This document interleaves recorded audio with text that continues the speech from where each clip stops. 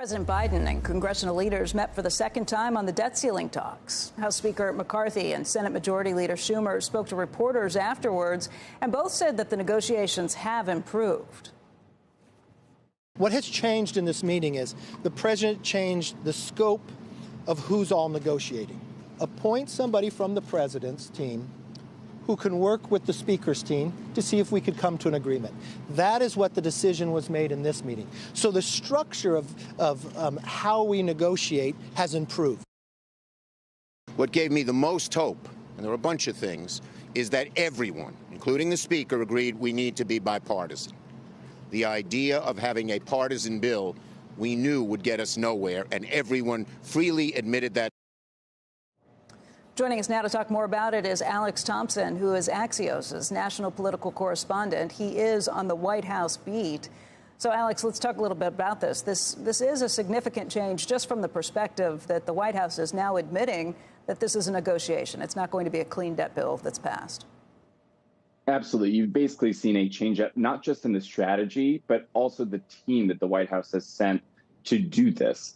Now, as you pointed out, the White House has basically been saying clean debt ceiling raise, clean debt ceiling raise, clean debt ceiling raise for the last 5 months. And this is a significant shift. Now, the team has also significantly changed.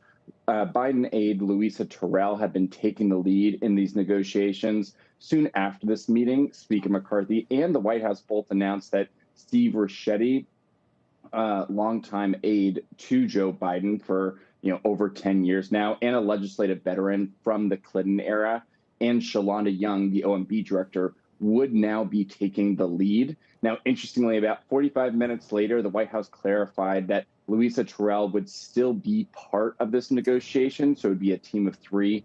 But in the original announcement, it was Steve Ricchetti and Shalonda Young now taking the lead. So, Alex, you're implying that he was around Ricchetti for a lot of Joe Biden's past. Are you sort of referencing the days when Joe Biden really liked to negotiate? You're sort of saying maybe that happens now. Absolutely. Steve Ricchetti has a reputation of being a little bit of a wheeler dealer. He was certainly around when Joe Biden was, going to the Hill, negotiating with Mitch McConnell.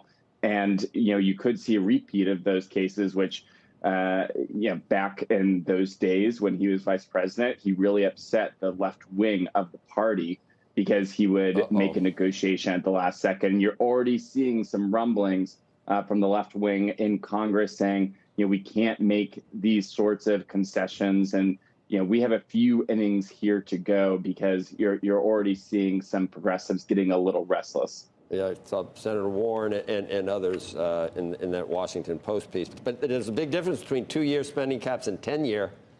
How do you say that? That's like you could drive a truck through that.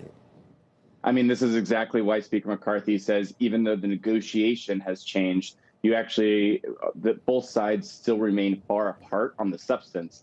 And to have this all be changed up and have the teams change and also sort of the tax exchange with just 2 weeks to go before we hit that quote unquote X date that Janet Yellen has worried about, doesn't leave a lot of time. And you also have to remember that President Biden is going to be gone for the next several days and had to cut short his international trip because he wants to at least be seen as be present for these last negotiations.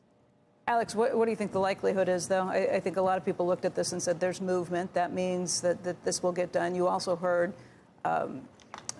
people on both sides saying we don't want this to happen. A debt default would be very bad. This is the first time you've had Mitch McConnell say that it's not going to happen on his watch. You had someone from the White House. I echo those same thoughts. Yeah, I mean, they always seem to find a way to get it done, but there's always a chance, especially given that all these changes are being made sort of on, the last second here as the clock's winding down, that mistakes could be made. And we could see that. But I still think they will eventually get something done. But we still have a long way to go. If you think of the likely scenario, though, is that it's going to be an extension that we get to that, or that the June 1st date can move? Because that was not a hard date. That was the date the Treasury Secretary thought she'd start to run out of funding and options. Absolutely. I think what's most likely is that we get very close to the June 1st date and maybe go a little bit past it. There's some flexibility there, as you noted, with Secretary Yellen. I imagine that both sides don't really want to do a short-term 5-month increase, 4-month increase. I think at the very end of the day, they basically get this over the line to move it past the next presidential election, November 2024. I don't think either side has really an interest in repeating this negotiation 4 months from now. That sounds like 2 years gets you to the next election, and that will be what decides it.